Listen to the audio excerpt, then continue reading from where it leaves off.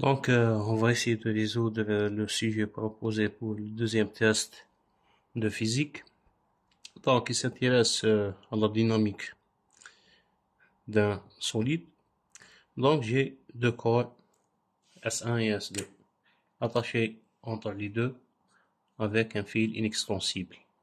Initialement, le système est au repos et S2 se trouve sur une hauteur de H. Donc, on va considérer que le plan horizontal est caractérisé par des coefficients de frottement, μS et μD, donc statique et de glissement. Donc, j'ai la première masse est de 6 kg, la hauteur elle est de 1,5 m et je vais prendre la gravité de 10 mètres par seconde. Donc, la première question, c'est de déterminer l'expression de la masse M2 minimale pour que le système se met en mouvement en fonction de M1 et μS. Donc, je dois trouver une valeur minimale de cette masse pour que le premier corps va commencer son mouvement. Ou bien c'est la limite de l'équilibre. Donc, première question.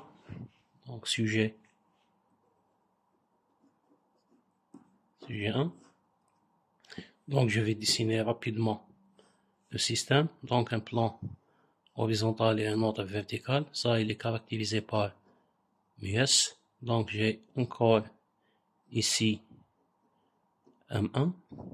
Donc, une poulie, un fil inextensible et un deuxième corps ici, M2. Donc, automatiquement, s'il s'agit d'un cas statique, donc, qu'est-ce que je vais trouver comme force? Donc, la première force qui va entraîner ce mouvement, c'est la tension de fil. Donc, je vais dire qu'ici, j'ai T1. La réaction au niveau de la poulie, c'est T1. En bas, donc, une attraction dans ce sens, T2, et une réaction T2. Ça, c'est pour le fil.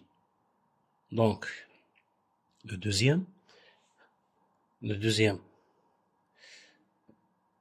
partie, c'est le corps M1.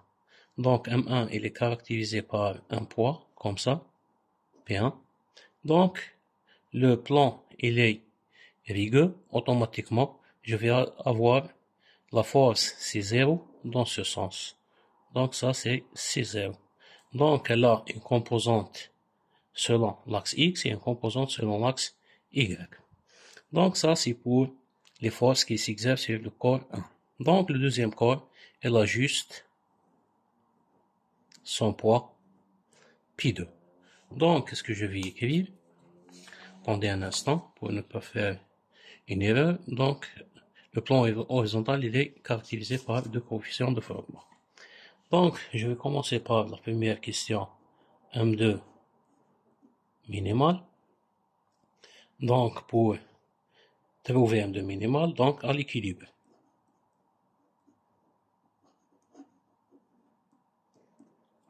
Qu'est-ce qu'on a? Toujours la somme des forces extérieures qui s'exercent égale à 0. Donc, je vais commencer par la masse 1. Donc, qu'est-ce qu'on a comme force? Tout simplement, j'ai la force de tension de fil, le poids et le C0. Donc, C0 plus T1 plus P1 égale à 0. Ici, je suis obligé de déterminer un plan pour projeter les différentes variables. Donc, je vais considérer par exemple que ça, c'est la direction X et ça, c'est la direction Y. Donc, par rapport à OX, qu'est-ce que je peux écrire? Donc, T1, elle est positive. Donc, la composante de C0, donc C0X, elle est négative.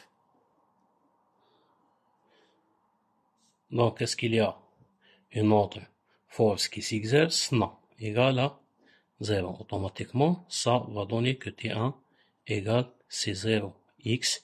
Ici, 0X, tout simplement, si c'est 0Y multiplié fois μS. Donc, il reste de trouver C0Y. Par rapport à O, Y, qu'est-ce qu'on a? La composante P, donc P1, elle est négative, plus la composante verticale qui est c'est 0, Y, égale à 0, et ça va donner que C0, Y égale tout simplement à P1, et elle est égale à M1 fois G fois, M1 fois G. Donc, on peut trouver à partir de ça que T1, tout simplement, il est égal à quoi? À M1 fois G fois US. Ça, c'est la première équation. Donc, par rapport à la deuxième masse, qu'est-ce qu'on a? Juste deux forces qui sont sur la même droite, mais elles sont opposées. Donc, je peux écrire que T2 plus P2 égale à 0. Et ça va donner tout simplement que si je vais prendre ce sens vers le bas, par exemple X', ou bien Y', pourquoi pas. Donc, par rapport à O, Y', je peux considérer que P2 moins T2 égale à 0, et ça va donner que T2 égale tout simplement à quoi? À M2 fois G qui est le poids 2. Donc, la troisième chose à étudier, c'est le système de la poulie. Donc, la poulie, donc, elle est sans masse. Donc, ici, je peux considérer que la somme des forces au niveau de la poulie est égale à 0. Donc, je peux trouver directement que T1 égale à T2 est égal à T, tout simplement la même valeur. Donc, j'ai la première équation T1 égale à M1G mu S et T2 égale à M2 fois G. Donc, ça va donner directement quoi? Que M2 fois G égale à M1 fois G fois mu S. Donc, je vais éliminer le G et ça va donner que M2 minimal, tout simplement, elle est égale à mu S fois M1. Donc, si je vais chercher les valeurs, donc M1 c'est kg et mu S c'est 0,6, donc 6 fois 0,6 égale à 3,6 kg. Ça, c'est la masse minimale.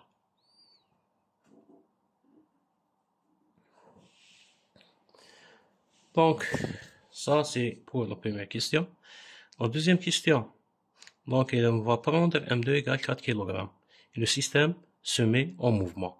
On considère les deux phases de mouvement de la masse S1 jusqu'à son arrêt. Donc, la première question A, quelle est la nature de mouvement de la masse S1? Donc, dans ce cas, deuxième question, M2 égale à 4 kg. Donc, elle est supérieure à M2 min.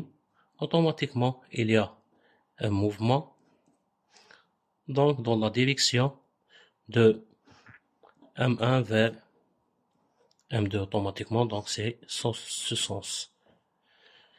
Donc la question 1, il cherche la détermination des phases.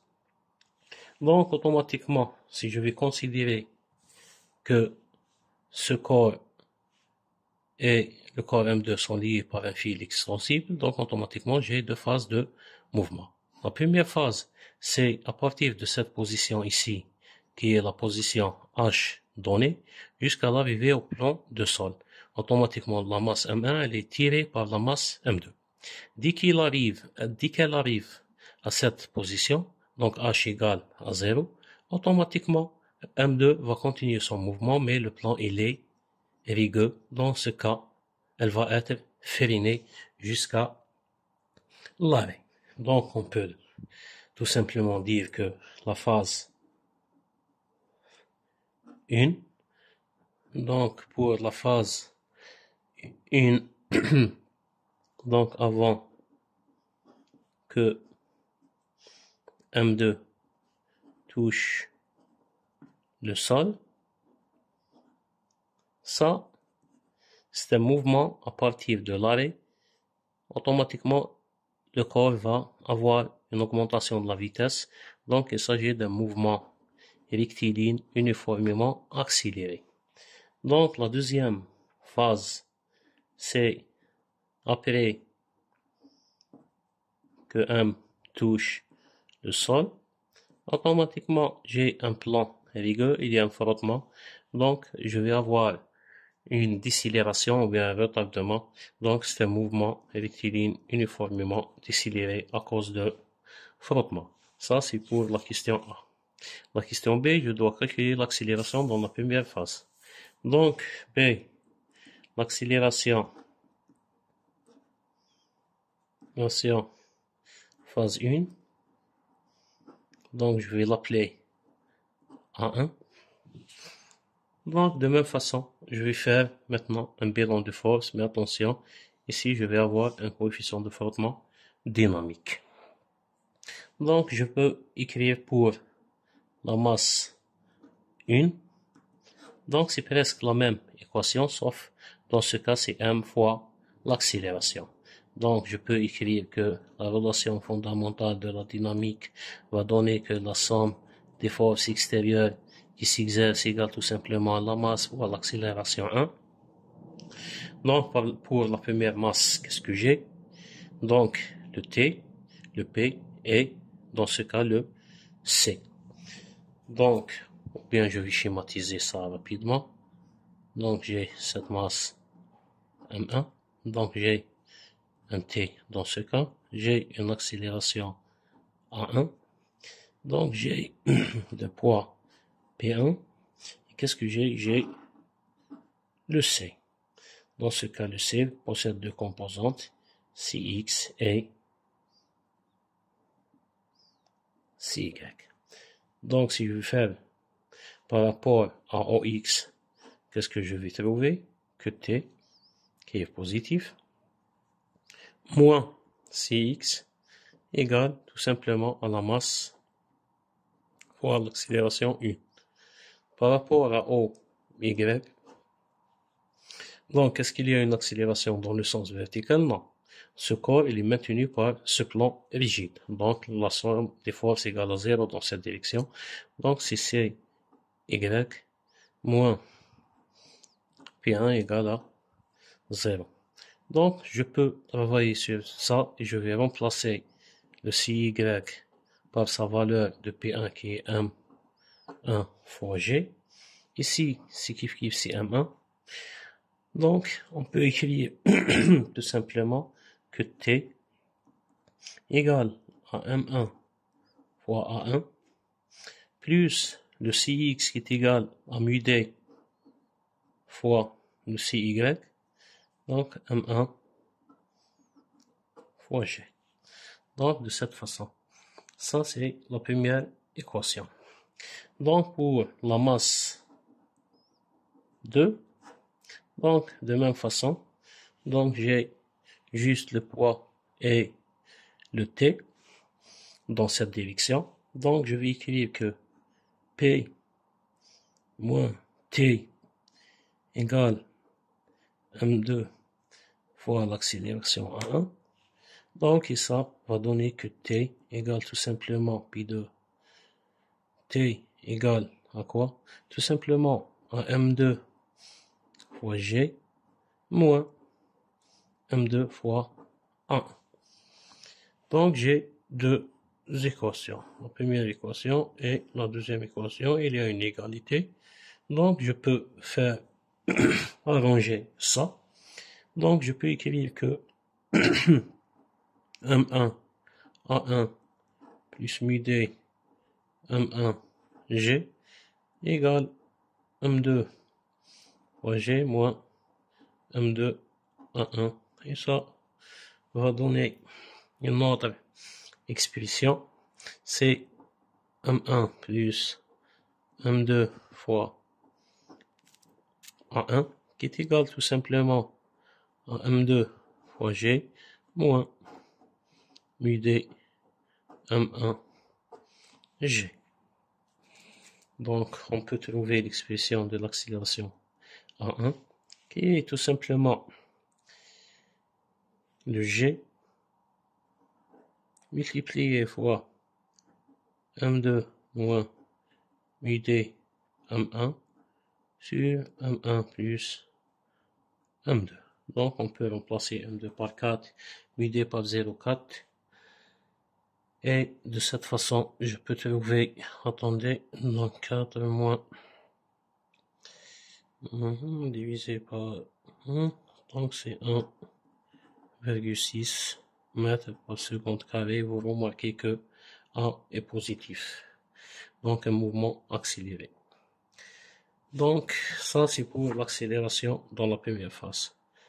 Donc, déduire la vitesse à la fin de cette phase. Donc, ici, qu'est-ce que je dois faire pour déduire l'accélération dans cette phase?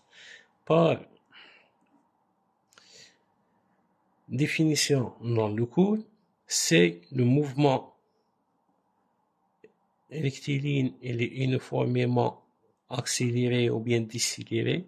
Ça va donner que la vitesse finale au carré moins la vitesse initiale au carré égale tout simplement 2 fois l'accélération fois la distance delta x.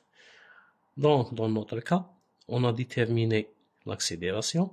Donc, je peux écrire que V final au carré égale 2 fois A1. Delta x, tout simplement, c'est ce h fois h. Pourquoi j'ai éliminé I, VI?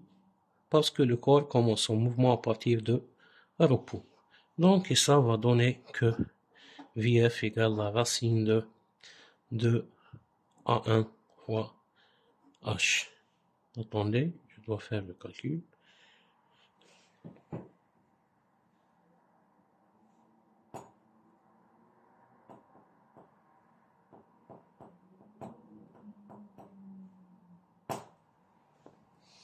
Donc, après le calcul, je trouve une valeur de VF qui est égale à 2,2 mètres par seconde.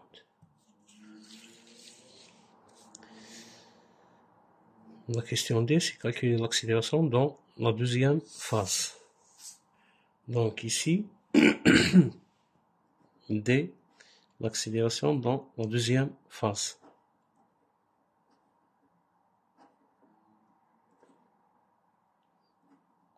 Phase 2. Donc c'est A2. Donc qu'est-ce que j'ai? J'ai un corps de masse M1 comme ça, qui possède initialement une vitesse Vf, comme ça. Donc automatiquement, après que ce corps touche le sol, donc il n'intervient pas au mouvement, donc on n'a pas une force de traction. C'est juste le poids de cette masse, bien, IG, de C dans cette position. Ok? Donc, qu'est-ce que je peux écrire ici? Que la somme des forces égale à M1 fois A2. Donc, ça va donner tout simplement le P plus C égale à P1 plus C égale à M1 A2. Comme ça.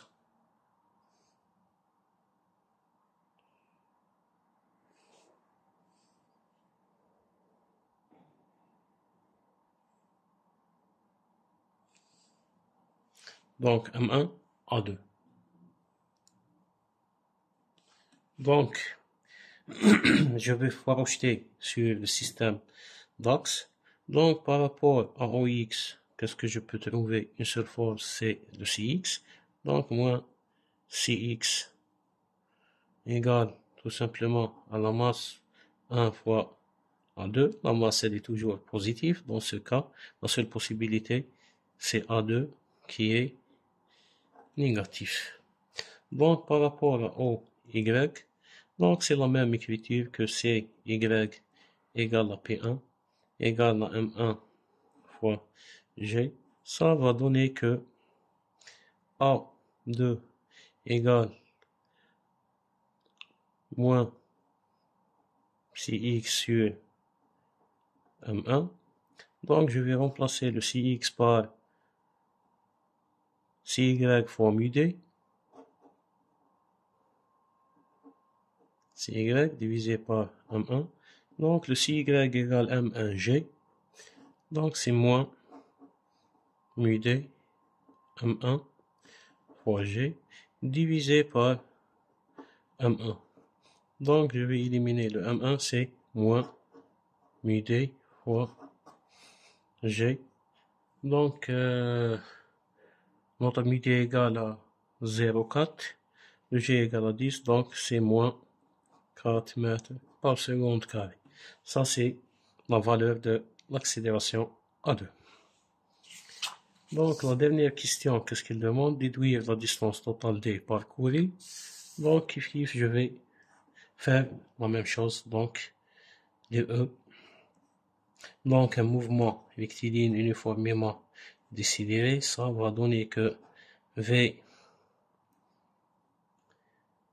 au carré, je vais l'appeler, attendez, j'ai calculé VF ici. Donc, je vais calculer VF ou bien V0 carré moins VF au carré égale tout simplement 2 à 2 fois delta X. Donc, le V0 au carré, donc le corps va s'arrêter, donc ça égale à 0. Donc, ça va donner que tout simplement delta X égale à moins VF final sur 2A 2. Donc, je vais remplacer, donc c'est moins 2,2 au carré divisé par 2 fois moins 24. Donc, attendez, on va calculer ça.